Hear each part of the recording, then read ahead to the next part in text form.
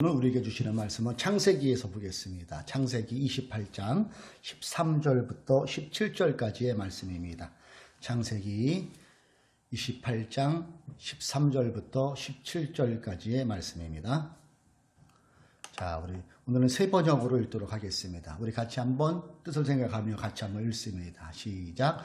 주님께서 그 징계 위에 서서 말씀하셨다. 나는 주 너희 할아버지 아브라함을 보살펴준 하나님이요 너희 아버지 이삭을 보살펴준 하나님이다. 내가 지금 누워있는 이 땅을 내가 너와 너희 자손에게 주겠다. 너희 자손의 땅의 티끌처럼 많아질 것이며 동서남북 사방으로 퍼질 것이다. 이 땅 위의 모든 백성이 너와 너희 자손 덕에 복을 받게 될 것이다. 내가 너와 함께 있어서 내가 어디로 가든지 너를 지켜주며 내가 너를 다시 이 땅으로 데려오겠다.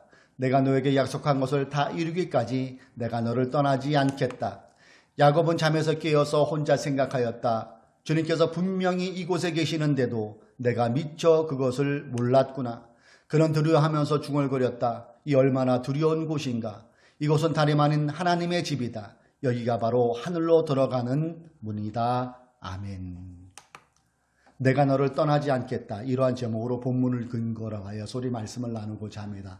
코로나로 인하여서 이렇게 함께 예배당에 못 오신 우리 교우님들, 또한 저희 교회 동영상으로 들어와서 유튜브로 설교를 함께 하시는 여러분들에게 주님의 은혜가 임하기를 축복합니다. 속히 코로나가 종식되어서 일상이 회복되어지고 또한 함께 예배당에 모여 그날이 속히 돌아갈 수 있도록 함께 예배당에 모여 예배할 수 있는 그날이 속히 돌아가기를 주님의 이름으로 기도하며 축복합니다. 저는 오늘 본문을 근거로 내가 너를 떠나지 않겠다 이러한 제목으로 하나님의 말씀을 잠시 나누고자 합니다.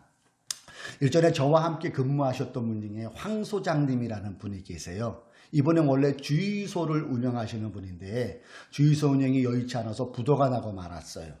그래서 파산 신청을 해놓은 상태죠. 그래서 남들은 부도를 내기 전에 어느 정도는 다른 사람 명의, 가족 명의나 그렇게 해서 재산을 이렇게 빼놓는 경우도 있는데 이분은 상당히 정직한 분이셨어요. 그래서 모든 사람들을 모여놓고 빚잔치라고 그러죠. 그 빚잔치를 다 해놓고 수중에 가진 게 아무것도 없었어요. 그래도 여기에 굴하지 않고 그 당시에 쓰리잡을 하는 것을 보았어요. 그 쓰리잡이 뭐냐면은 낮에는 택배 일을 하시고 밤에는 대리운전을 하시고 주말에는 주유소에서 주유원 하는 거 있죠. 이런 쓰리잡을 하면서 참 열심히 사시는 그런 분을 제가 알고 있었어요. 어느 날 이분과 둘이 늦은 밤길에서 픽업차를 기다리고 있다가 진지하게 대화를 나누는 그런 시간을 가진 적이 있어요. 그분이 저에게 이렇게 말씀하시더라고요. 목사님, 사실은 제가요, 요 앞에 건너편 있죠? 요 명고 출신이에요. 선음의 동문들도 많고요. 강릉 토박이라서 아는 사람들은 참 많습니다. 근데 아까 낮에 택배를 갔는데, 후배를 만난 거예요. 후배가, 아니 선배님 어쩌다 이 택배를 하게 됐습니까? 주소 접은 거예요? 이렇게 물어보는데, 평소 같은 건 제가 작업할 때는 그렇게 안 느꼈는데, 자존심이 많이 상하더라고요. 아까는 또 코를 탔는데, 하필 또 학교 선배를 만난 거예요. 딴에는 위로한다고 용기 내라고 이렇게 얘기하는데 건성인 거 제가 느끼죠. 참 기분이 좀 그랬어요. 자, 돈을 제가 만지고 사업할 때는 저녁만 되면은 한잔 하자고 여기저기 친구들이나 동문들한테 연락이 왔는데 요즘에는 전화 한 통 없어요. 자, 사업 망하니까 완전히 혼자 되네. 완전히 혼자. 저도 이제 나이가 50이 넘어서 그런가 이제 새로 시작하는 것도 두렵고 떨리기도 하고 참 앞이 깜깜하네요. 그때 돈 잘 벌 때 목사님 교회 헌금이라도 좀 했으면 좋았을 텐데 이런 얘기를 하면서 순 웃음을 지으면서 한숨을 푹 내쉬던 그 황 소장님이 생각이 나요. 그리고 그 후에 울산 어디엔가 일자리가 났다고 해서 떠나간 게 그 황 소장님을 본 마지막 기억이었어요. 혼자라는 느낌입니다. 두렵더라고요. 외롭던데요. 겁이 나던데요. 이 황 소장님의 이 말이 오늘 우리가 읽은 이 말씀에 보면 야곱이라는 사람이 나오는데 이 야곱이라는 사람의 심정도 마찬가지였겠다는 그런 생각을 가져보게 됩니다. 지금 야곱은 혼자예요. 지금 야곱은 난생 처음 가보는 길 위에 서 있어요. 그리고 야곱은 지금 형님 에사가 어디에서 나타나서 자신을 죽으려고 덤벼들까 하는 그런 두려움이 있어요. 그리고 지금 야곱은 광야 한가운데 깜깜한 밤을 맞이하고 있어요. 거기에다 지금 야곱은 배까지 고픕니다. 엄청 두렵고 떨렸을 거예요. 이러한 처량한 신사로 할 수 없이 인가가 없으니까 그 길에서 노숙을 하게 됩니다. 주변을 이렇게 둘러보니까 돌이 하나 있어서 그 돌을 베개 삼아 잠을 청해봅니다. 그런데 잠이 쉽게 올 리가 없지요. 춥기도 하고 배고프기도 하고 외롭기도 하고 서러운 생각이 이리 뒤척 저리 뒤척 하다가 잠이 들어요. 그런데 이게 웬일이에요? 꿈에서 하나님을 만나요. 아니, 꿈에서 하나님이 야곱을 찾아와 주셨어요. 그리고 하나님께서는 야곱에게 두려워 떨고 있는 그에게 다가오셔서 이렇게 말씀하세요. 오늘 우리가 읽은 본문 13절과 15절의 말씀이죠. 주님께서 그 징계 위에 서서 말씀하셨다. 나는 주 너의 할아버지 아브라함을 보살펴준 하나님이요 너의 아버지 이삭을 보살펴준 하나님이다. 내가 지금 누워있는 이 땅을 내가 너와 너희 자손에게 주겠다. 14절이요. 너의 자손이 땅의 티끌처럼 많아질 것이며 동서남북 사방으로 퍼질 것이다. 이 땅 위의 모든 백성이 너와 너의 자손들에게 복을 받게 될 것이다. 15절입니다. 내가 너와 함께 있어서 내가 어디로 가든지 너를 지켜주며 내가 너를 다시 이 땅으로 데려오겠다. 내가 너에게 약속한 것을 다 이루기까지 내가 너를 떠나지 않겠다. 자, 여기서 저는 여러분에게 이런 질문을 드리고 싶어요. 지금 하나님께서 야곱을 찾아오셔서 말씀하셨는데 하나님께서 야곱을 찾아오신 그 때가 언제였습니까? 야곱이 어떠한 상황에 처해 있을 때 하나님께서 그를 찾아오셨습니까? 야곱이 일이 술술 잘 풀렸을 때였을까요? 승승장구하였을 때일까요? 아니면 아무 이런 일이 없이 평온한 삶을 살 때였을까요? 그렇지 않다는 거예요. 하나님께서 야곱을 찾아왔을 때 그 시기를 성경을 보면은 야곱이 혼자였을 때였어요.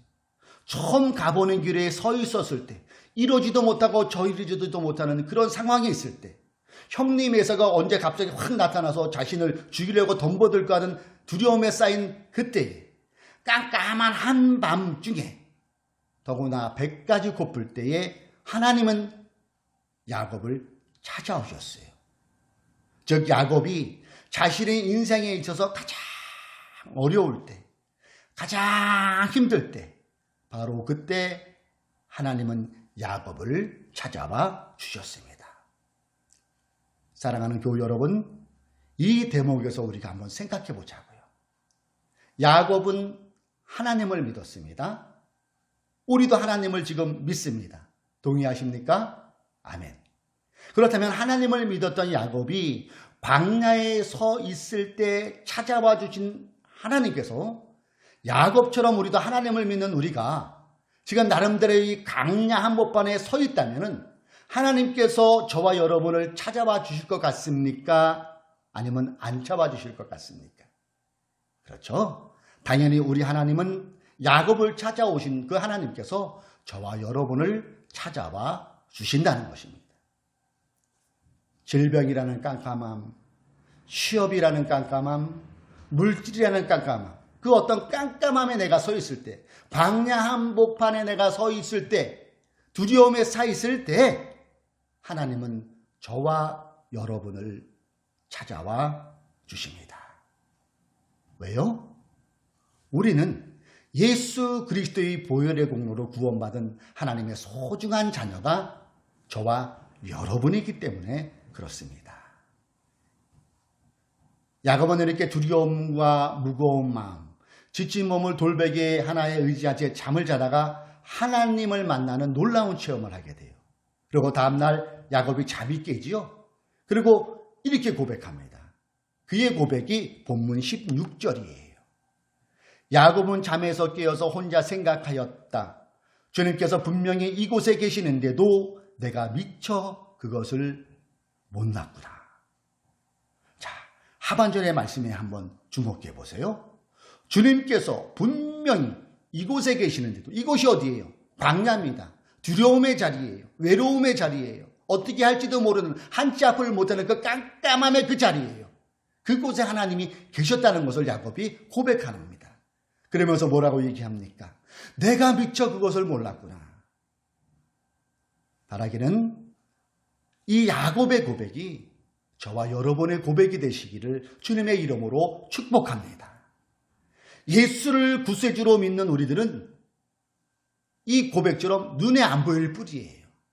눈에 안 보이고 손에 안 잡히는 것 같고 귀에는 아무 소리 안 들리는 것 같을지라도 한 가지 확실한 것은 지금 바로 여기에 우리를 도우시는 성령님께서 우리 곁에 와서 우리와 함께하여 주시고 우리를 도와주신다는 사실입니다.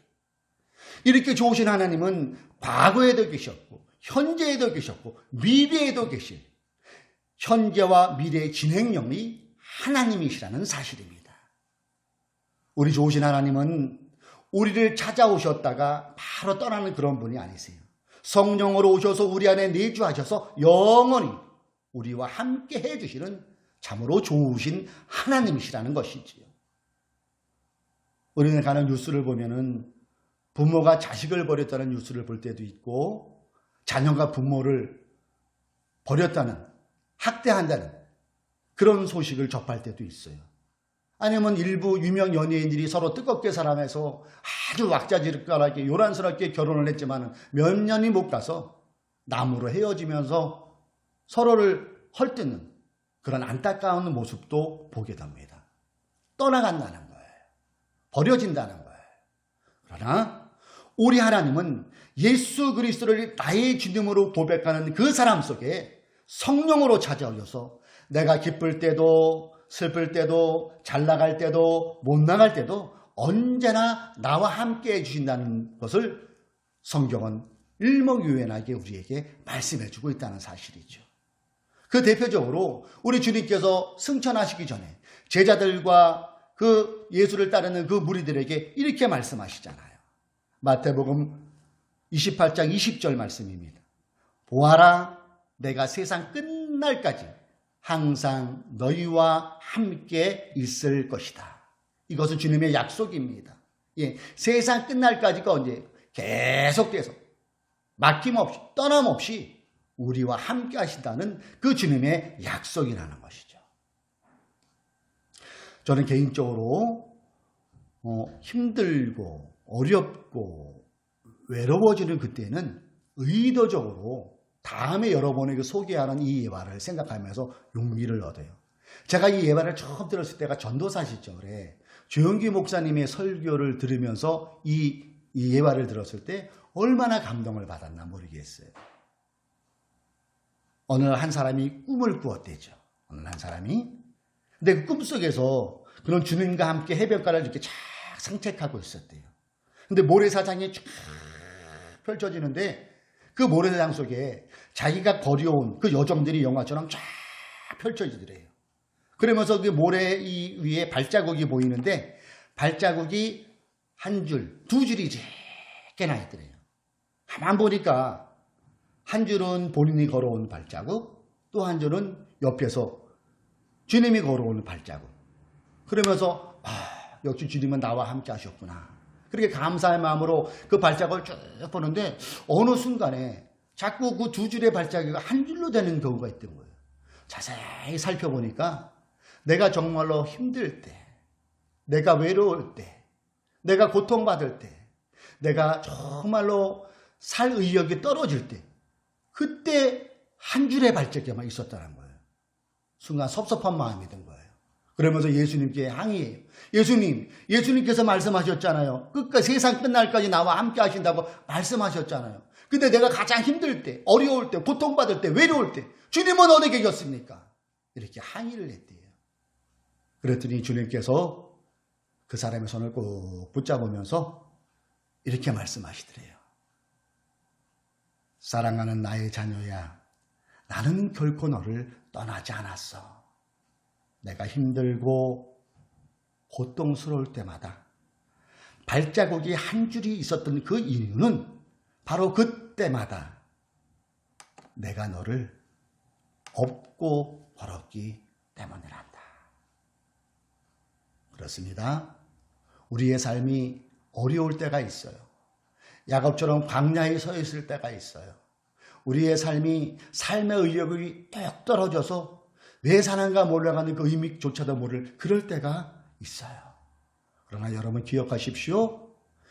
야곱에게 찾아오시는 그 하나님이 오늘도 성령으로 찾아오셔서 우리를 붙잡아 주시고 우리가 힘들 때는 우리를 업고 가시는 그 하나님이 우리에게 계시다는 사실을 잊지 마시고 용기 내시는 저와 여러분 되시기를 주님의 이름으로 축복합니다.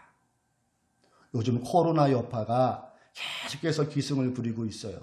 빨리 이것이 끝나야 되는데 언제 끝날지 기약도 없다고 그래요. 이게 이제 전 세계적으로 대유행이 돼버렸다고 하잖아요. 그래서 일상들이 참 우울해요. 그리고 소상공인, 소규모로 이렇게 자영업 하시는 얘기 들어보면 너무나도 힘들어요. 대리업계도 마찬가지예요. 한 시간에 한 콜 정도 타는 그런 일이 지금 발생되고 있어요. 그리고 오늘 우리 교회도 마찬가지지만은 이 코로나 때문에 예배에 못 오셔서 이 유튜브로 예배 드리는 우리 교우님들도 계세요. 이래저래 우울합니다. 깜깜함이에요. 코로나가 이렇게 만드는 것 같아요. 개인적으로나 사회적으로도 깜깜함이에요. 바로 이때 오늘 우리에게 주시는 이 말씀을 우리는 소망으로 붙잡아야 될 것 같아요. 코로나로 인해 모든 상황들이 우울한 이때에도 하나님은 이미 저와 여러분을 찾아오시고 함께 하시며 결코 우리를 떠나지 않으시는 하나님이세요. 우리가 여러 가지 상황으로 힘들어할 때, 내 힘으로 견뎌내기 힘들 때 도우시는 성령님께서 저와 여러분을 업고 가시는 그 하나님이심을 우리는 기억해야 될 줄로 믿습니다. 사랑하는 교회 여러분, 지금 내 삶이 깜깜함입니까? 무엇 때문에 깜깜함입니까? 그러나 절망하기에는 아직 이르러요. 왜 그렇다고요? 바로 그 깜깜한 자리에 하나님이 계시기 때문에 그래요. 야곱의 깜깜한 광야 속에 하나님이 계시는 것을 발견한 것처럼 지금의 바로 여기에 우리를 도우시는 성령님께서 저와 여러분 곁에 와 계심을 우리는 확신하고 용기 잃지 말고 더욱더 주님을 의지하며 살아가는 저와 여러분 되시기를 주님의 이름으로 축복합니다. 내가 너를 떠나지 않겠다. 오늘 주님께서 이 말씀을 통하여 우리에게 주는 소망이에요. 코로나로 인한 절망의 자리가 하나님께서 찾아오시는 소망의 자리가 될 수 있다는 것입니다. 야곱의 고백처럼 코로나의 현재 여기가 바로 하늘로 들어가는 문이 될 수 있다는 거예요. 여러분, 오늘의 말씀을 소망의 줄로 꽉 붙잡고 캄캄한 현실의 벽을 타고 넘어가는 저와 여러분이 되시기를 다시 한번 주님의 이름으로 축복합니다. 야곱과 함께 하신 하나님께서 우리를 도와주실 줄로 믿습니다. 오늘의 메시지 내 마음의 주머니에 담으십시오. 코로나로 인하여 깜깜합니까? 아니면 내 삶의 여러 가지 어려움을 통하여서 깜깜합니까? 그러나 분명히 주님께서 야곱에게 나타나서 하신 그 말씀처럼 우리에게 본문을 통하여 말씀하십니다.